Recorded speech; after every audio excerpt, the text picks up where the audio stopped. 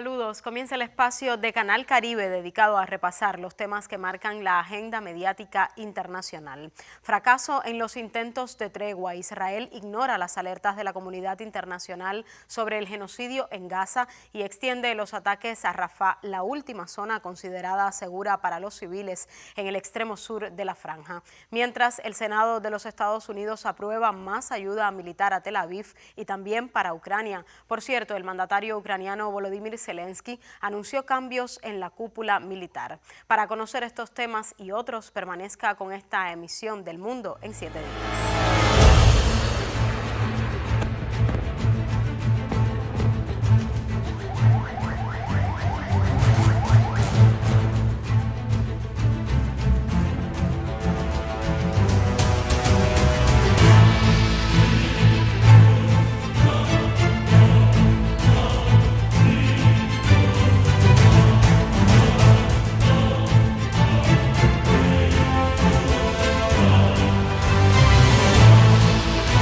Comenzamos revisando la situación en la franja de Gaza, particularmente en Rafah, la zona fronteriza con Egipto, donde viven hacinados 1.700.000 palestinos, en su mayoría en campamentos de la Agencia de Naciones Unidas para los Refugiados. Rafah era la última zona segura para los civiles, hasta que el primer ministro Benjamín Netanyahu ordenó a su ejército evacuar y comenzar una operación masiva. La Oficina de Coordinación de Asuntos Humanitarios dice que la densidad sin precedentes de la población de Rafah hace casi imposible proteger a los civiles en caso de ataques terrestres. De repente, en un abrir y cerrar de ojos, los cohetes cayeron sobre niños, mujeres y ancianos. ¿Para qué? ¿Por qué? ¿Para el próximo alto el fuego? No veo una tregua y no creo en ella después de lo que vi anoche. Misiles sin parar. Escuchamos los misiles toda la noche. Vayas donde vayas, hay misiles. En la frontera, al este, al oeste, en todas partes. ¿Cómo esperas que haya una tregua cuando la gente está siendo masacrada aquí? Le dije a mi marido esta mañana que me quedaré en Rafah. Moriré aquí, no me iré. ¿A dónde iría? Nos seguirán a cualquier parte. Cualquier cosa que Israel quiera hacer, que lo haga. Me quedo en mi tienda, no iré a ninguna parte y quiero morir en mi tienda.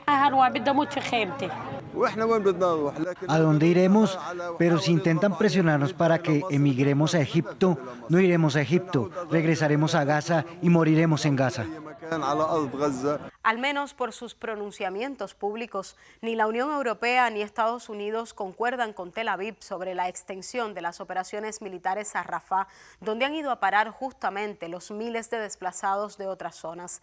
Recordemos que desde el inicio de la guerra, el 7 de octubre de 2023, las fuerzas de defensa han dado plazos muy cortos para que los civiles abandonen sus territorios en dirección al sur, al tiempo que bombardean las ciudades y atacan incluso las vías de escape. Ahora atacan también el sur. No sabemos a dónde ir. Nos dijeron que Rafah era un lugar seguro para los desplazados. Fuimos evacuados a Rafah después de haber sido desplazados a Han Yunis. Esta situación me da miedo. ¿Deberíamos volver a nuestras casas? Nuestras casas están destruidas. No tenemos alternativa, solo esperamos la muerte, el momento de nuestra ejecución.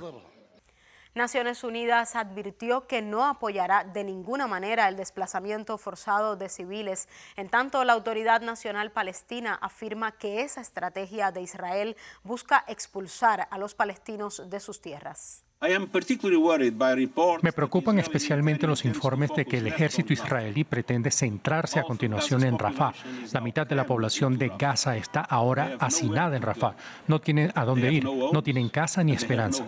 Extensive destruction of property, not justified by military necessity and carried out unlawfully and wantonly, amounts to a grave breach of the Fourth Geneva Convention and a war crime. Israel has not provided clear reasons for such extensive destruction of civilian infrastructure. 6 civiles murieron en un ataque contra una vivienda en Rafah, informó la plataforma Palestina Hoy. Las últimas 24 horas, un centenar de palestinos fueron asesinados. La Media Luna Roja denunció que militares israelíes vestidos de civil asaltaron un hospital en la ciudad de Khan Yunis. En la redada, que duró 10 horas, golpearon e interrogaron al personal sanitario y retuvieron a 4 médicos e igual número de pacientes heridos, así como sus acompañantes. No es el primer ataque de esta naturaleza. Finalizando enero en un hospital en Jenin, los asaltantes israelíes asesinaron a 3 palestinos a quienes catalogaban como milicianos de Hamas.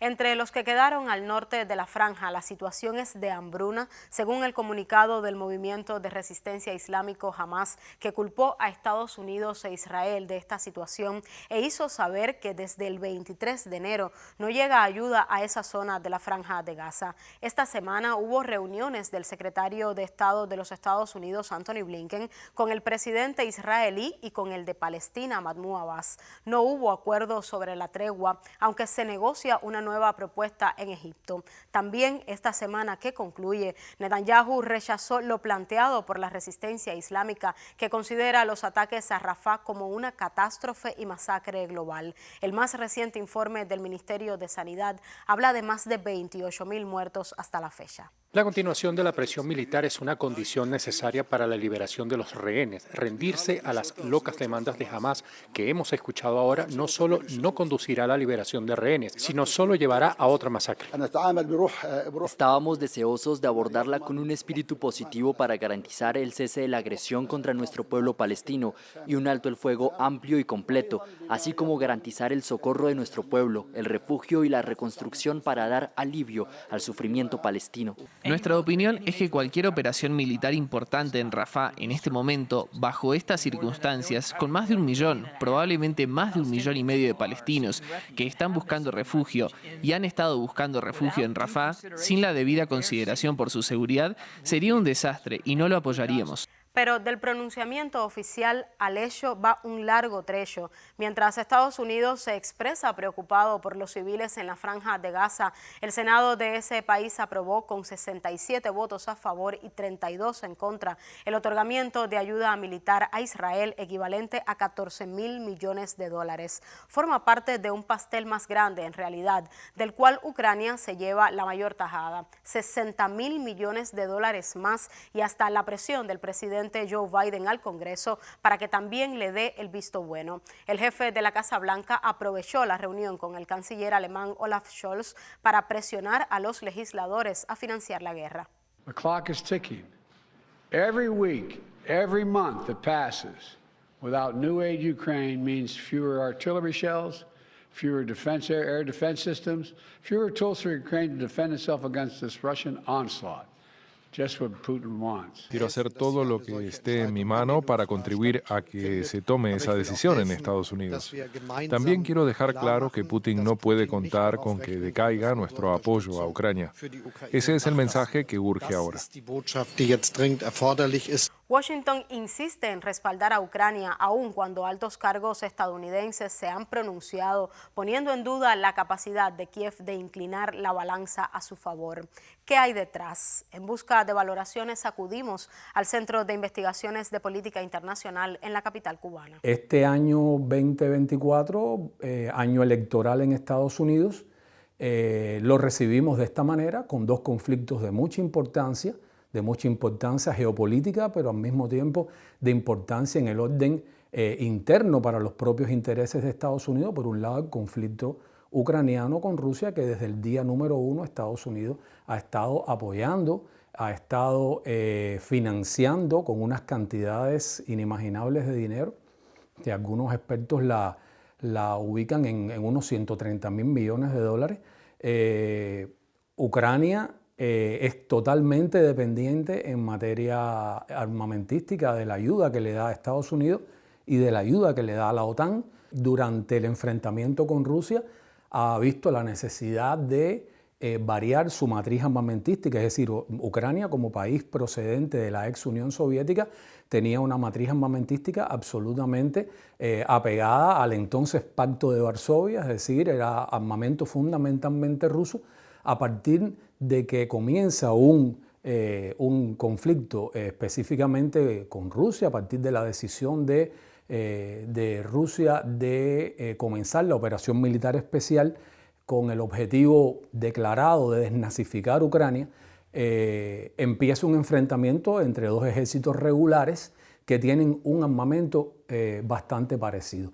Pero esto, a medida que es asumido por la OTAN y por Occidente como la ayuda que necesitan dar a Ucrania frente a un Estado mucho más poderoso en el orden militar, en el orden económico, esa matriz armamentística empieza a tener que variar, es decir, se empiezan a recibir armas occidentales, se empiezan a recibir armamento antiaéreo. Yo creo que hay un momento muy importante de Ucrania como aliado de Estados Unidos en las numerosas entregas de dinero y entregas que no se limita solamente a eso, porque ahí también hay cooperación en materia de inteligencia, cooperación en materia de satélites, imágenes.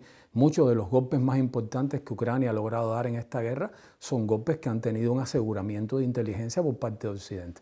Entonces, Ucrania llega a este momento posterior a una a todas luces fallida contraofensiva de verano. El año 2024 entra con una Ucrania donde ya casi nadie en Occidente espera una victoria contra Rusia. Todavía hay algunos remanentes de esperanza ahí, pero lo cierto es que el frente se ha estabilizado, que el ejército ruso ha comenzado a avanzar en varios lugares del frente con importantes ciudades, importantes localidades que están a punto de caer, como se dice de alguna manera en la jerga militar, y esto en el medio de un desacuerdo cada vez mayor a nivel congresional en Estados Unidos. En el medio de todo este escenario que hemos descrito, donde están los dos aliados fundamentales en los dos conflictos fundamentales que se están en este momento peleando en el mundo, en este año electoral del que hablábamos, sí se puede ver un claro ganador en el complejo militar industrial. Es decir, el complejo militar industrial en un país como Estados Unidos, saliendo como todos los países y todas las economías de la pandemia, el complejo militar industrial sí ha sido el ganador de estos conflictos. En cada ayuda que llega a Ucrania de parte de países del Báltico, de parte de cualquier país de la OTAN, detrás de ello hay un nuevo contrato con las grandes empresas del complejo militar industrial en Estados Unidos, con la General Dynamics, con la Lockheed Martin. Es decir, hay en todos los casos una ganancia económica para Estados Unidos. Entonces, llegamos a ese momento donde hay una especie de cierre en Estados Unidos, donde hay fuerzas políticas internas que no quieren seguir financiando ese conflicto, donde hay fuerzas políticas internas que consideran que es una pérdida de tiempo y de dinero para Estados Unidos, pero continúan las prioridades geoestratégicas de seguir contra Rusia y de cumplir aquel sueño que era debilitar a Rusia para después poder ir contra China. Entonces, es un ambiente muy complicado, todavía faltan unos 7 o 8 meses para las elecciones en Estados Unidos, pero es algo que ya viene gravitando con tremenda fuerza en el sistema político interno en Estados Unidos. Mientras representantes estadounidenses, republicanos y demócratas eran recibidos en Kiev por Volodymyr Zelensky, el Senado decía no a un plan combinado de seguridad que mezclaba el tema de las ayudas militares a Ucrania e Israel con el de la crisis migratoria en la frontera sur de los Estados Unidos. Hablamos en esa ocasión de $118 mil millones para la financiación suplementaria solicitada por el gobierno de Biden. Affirmative. The motion is not agreed to. Los legisladores del Partido Republicano bloquearon la iniciativa que había sido negociada por líderes de ambos partidos, un acto que llegó después de que Trump lo rechazara y asegurara que solo su reelección podía arreglar el problema en la frontera. Donald Trump quiere el caos. Donald Trump no quiere que tengamos éxito en la frontera. Él quiere caos. Y si vuelve a la presidencia, dudo que pueda resolver el tema de la frontera. El paquete legislativo de 118.000 millones de dólares era producto de meses de negociaciones entre republicanos y demócratas y contenía políticas restrictivas en la frontera con México a cambio de las ayudas para Ucrania e Israel. Un salvavidas para la administración Biden en pleno año electoral y con una crisis migratoria sin precedentes. Why? A simple reason. Donald Trump. Because Donald Trump thinks it's bad for him politically. І щодня ми працюємо з американською стороною. Todos los días trabajamos con los estadounidenses, mayormente en privado, por asuntos de su política interna y su frontera. No interferimos en asuntos de política interna, pero trabajamos para asegurarnos de que haya una decisión lo más pronto posible. This is not charity, it is in our own security interest. A Russian victory would weaken us and embolden not just Moscow, but also China, Iran and North Korea. That matters for Europe's security, and it matters for America's security. La nueva propuesta, que suma 95.340 millones, debe pasar por la Cámara de Representantes, que por cierto desde enero de 2023 ha sido reticente a financiar a Kiev.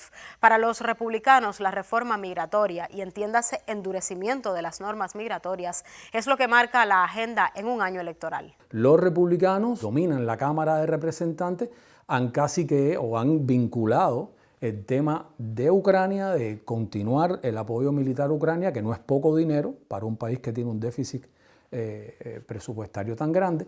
Entonces empieza por el desacuerdo a nivel congresional, que termina incluyendo el tema de Ucrania, el tema de Israel y el tema de la frontera sur con México en un mismo paquete. No hay acuerdo.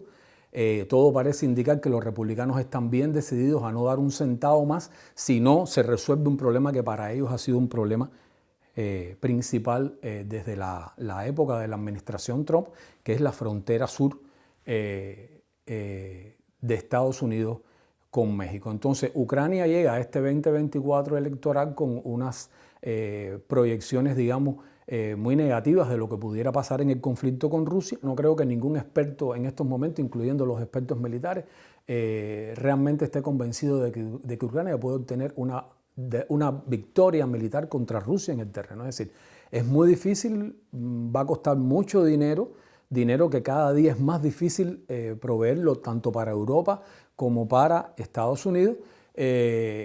La situación interna en Ucrania es una situación muy compleja. Claro, en el Congreso hay tirones que tienen que ver con esto y otros que tienen que ver con la propia polarización doméstica que hay en Estados Unidos a partir del discurso de odio promovido por la administración Trump en el poder y cuando se sintieron despojados de la victoria electoral del año 20, a partir de la solidificación que ha visto el expresidente Trump en sus bases. Estados Unidos durante la época de Trump tomó muchas medidas, algunas de ellas consideradas medidas incluso racistas, que trataron de cortar los niveles de flujo migratorio que ya en aquel momento se incrementaban. Para los republicanos ha sido un tema de vida o muerte. Muchísimas gracias, profesor. Vamos con otras noticias, pues en Ucrania la destitución del jefe del ejército Valery Zaluzhny agrava la tensión política. No fue el único en realidad. Revisamos la página web de RT. El presidente ucraniano Volodymyr Zelensky sigue reestructurando la cúpula del ejército y el viernes anunció la destitución del teniente general Sergei Shaptala del cargo de jefe del Estado Mayor de las Fuerzas Armadas de ese país. También informó que el general de división Anatoly Bargilevich, quien anteriormente comandaba las Fuerzas de Defensa Territorial de Ucrania, es quien ocupará su puesto. En el mensaje a la nación transmitido en Ucrania, Zelensky también reveló que el nuevo comandante en jefe de las Fuerzas Armadas es Alexander Syrskyi, quien ya había elegido candidatos como adjuntos, pero en realidad sobre este tema no dio más detalles. Syrskyi fue nombrado el jueves sustituyendo a Zaluzhny tras semanas de rumores de que el presidente pretendía destituir destituir al general con quien se habían acumulado tensiones desde hace algún tiempo. Al anunciar la renovación de las Fuerzas Armadas, Zelensky destacó que todos los mandos tendrán a partir de ahora la misma visión de la guerra. Y es de esta manera que lo recoge la publicación de RT en español. No se trata de apellidos y mucho menos de política. Se trata del sistema de nuestro ejército, de la gestión en las Fuerzas Armadas y de involucrar la experiencia de los comandantes en esta guerra. Nuestros objetivos siguen siendo mantener nuestras posiciones, conservar nuestro territorio, agotar al enemigo infligiéndole el máximo de pérdidas. Los análisis de diferentes medios de prensa indican que el presidente Volodymyr Zelensky busca cambiar de estrategia ante la incapacidad de recuperar los territorios bajo control de Rusia. Sin resultados en la contraofensiva tan anunciada y cuando merman las ayudas de la Unión Europea y de los Estados Unidos, el mandatario ucraniano intenta dar un giro, si es que eso es posible, en medio de las acusaciones por las pugnas en el alto mando del país, las acusaciones de corrupción y la falta de abastecimientos y tropas. Nos preocupó mucho porque Zaluzhny es un comandante, el comandante en jefe que fue muy correcto e hizo todo bien para los militares. El nombramiento de Sirski creo que tendrá un gran impacto en lo que sucede en el frente. Lo principal, en mi opinión, es que la gente probablemente necesite salir a protestar para que Zaluzhny permanezca en su cargo. Creo que la mayoría de gente lo apoyó y es una gran pérdida para el país.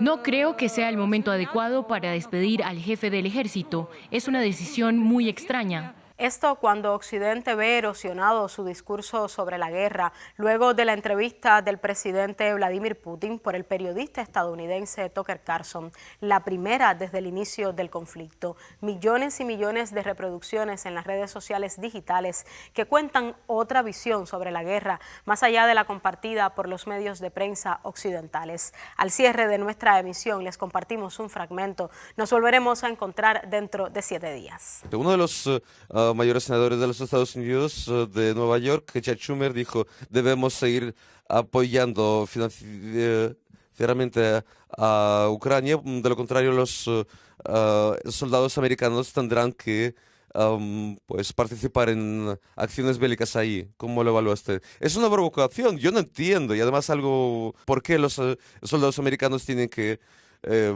entrar en las acciones bélicas en Ucrania? Hay mercenarios de los Estados Unidos y la gran parte pues viene de Polonia, en segundo lugar los de Estados Unidos y el tercero de Georgia. Y realmente si quiere introducir ahí las fuerzas regulares, seguramente pondría a la humanidad al borde de un conflicto serio global. ¿Lo quieren los Estados Unidos? ¿Para qué? A miles de kilómetros del territorio nacional, pero no tienen otros asuntos de que ocuparse. Tienen problemas en la frontera, problemas con la inmigración, problemas con la deuda estatal, 33 trillones de dólares. ¿No tienen otros asuntos? ¿Tienen que librar una guerra en Ucrania? ¿No es mejor llegar a un acuerdo con Rusia? Llegar a un acuerdo entendiendo cómo es la situación realmente, entendiendo que Rusia va a estar luchando, protegiendo sus intereses hasta el final. Y entendiendo esto, regresar al partir del sentido común, tratar nuestro país con respeto, nuestros intereses con respeto, y a partir de ahí pues buscar unas soluciones. Yo creo que es más sabio y racional. Otra pregunta más.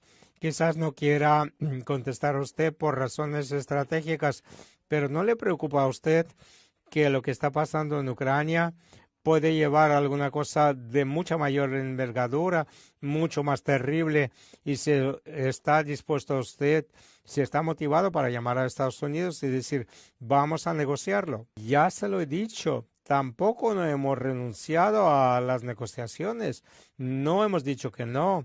Es la parte occidental y sin duda alguna Ucrania es un satélite de Estados Unidos hoy en día. Eso es obvio. No quiero que suene como un insulto o las malas palabras, un apoyo financiero de 72.000 millones. En segundo lugar lo ocupa Alemania. Otros países europeos, decenas de millardos de dólares van a Ucrania. Un gran flujo de armamentos. Que se lo digan a la dirección actual de Ucrania. Pónganse a la mesa de conversaciones, cancelen su decreto idiota y pónganse a negociar. Pero, a ver, si usted lo ha dicho, pero en realidad se ha dicho que Ucrania pues no ha podido firmar la paz por indicaciones del ex ministro de Gran Bretaña que estuvo actuando por control de Washington. Por eso le pregunto, ¿por qué no lo resuelve directamente con la administración de Biden, que controla la administración de Zelensky en Ucrania? Bueno, si la administración de Zelensky en Ucrania ha renunciado a las negociaciones, yo parto de la base de que la ha renunciado por indicación de Washington. Pues si es una decisión incorrecta, pues que renuncie a esta decisión. Algún pretexto que no ofenda a nadie, no es nuestra decisión, es allí donde adoptaron la decisión. Pues que renuncien y ya está. No intensifiquen el suministro de armas y se habría terminado la guerra que comenzó en el año 2014. Pero vamos a regresar más atrás, vamos a volver al 91, cuando la OTAN nos dijo que no habría expansión. En el 2008, cuando las puertas de la OTAN se abrieron, vamos a volver a la declaración sobre la independencia de Ucrania, donde se promulgó como un estado neutral. Vamos a volver al hecho de que las bases de la OTAN y las bases americanas e inglesas empezaron a aparecer en el territorio de Ucrania, creando estas amenazas. Vamos a regresar al hecho de que el golpe de Estado en Ucrania en el 14 fue organizado. No tiene sentido, ¿verdad? Pero podemos estar pasándonos la pelota de un lado para otro, pero si son ellos los que han cesado las negociaciones, es un error. Bueno, corríjalo, nosotros estamos dispuestos. ¿Considera usted que sería humillante para la OTAN reconocer bajo el control de Rusia aquello que hace un año era el territorio ruso? Hasta ahora han estado haciendo ruido, han estado gritando, tenemos que buscar la derrota estratégica de Rusia en el campo bélico, y ahora pues llegan a la conclusión de que no es fácil, sino imposible. Bajo mi opinión, no será posible por definición, no va a pasar nunca. Y ahora pues se están dando cuenta aquellos que están controlando el occidente, que están en el poder. Y si se dan cuenta, pues piensen en lo que se puede hacer. Estamos abiertos al diálogo.